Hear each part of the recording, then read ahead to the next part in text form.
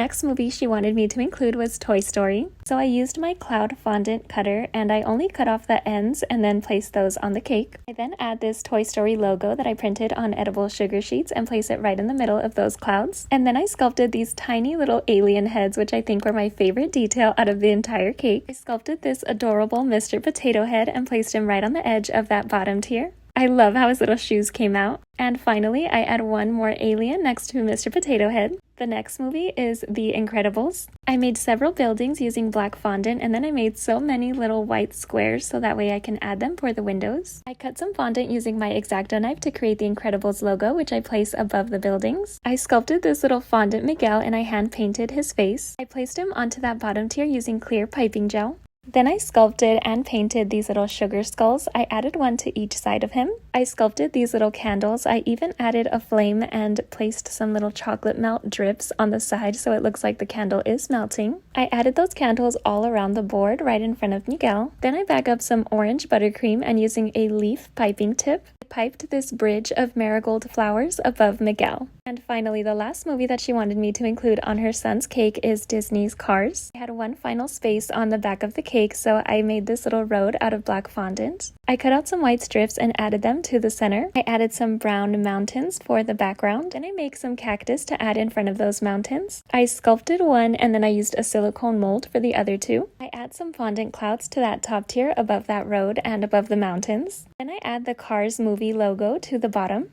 I cut out the tiniest strip of black fondant and placed it on the bottom, and then I added this Route 66 sign. And last, I placed these little chocolate rocks on the bottom board. I almost forgot, the customer wanted me to include Happy First Birthday Raphael onto the cake. There wasn't much room on the board, so I decided to make this little fondant Happy Birthday sign. Placed it right under Carl's house, and then I decided to add some more clouds around those balloons onto the top tier. And now this Pixar Fest themed cake is all done. I love it so much. Here's what it looks like in my light box and a few different angles from each theme. This one is definitely one of my new favorites. I hope you guys like this one.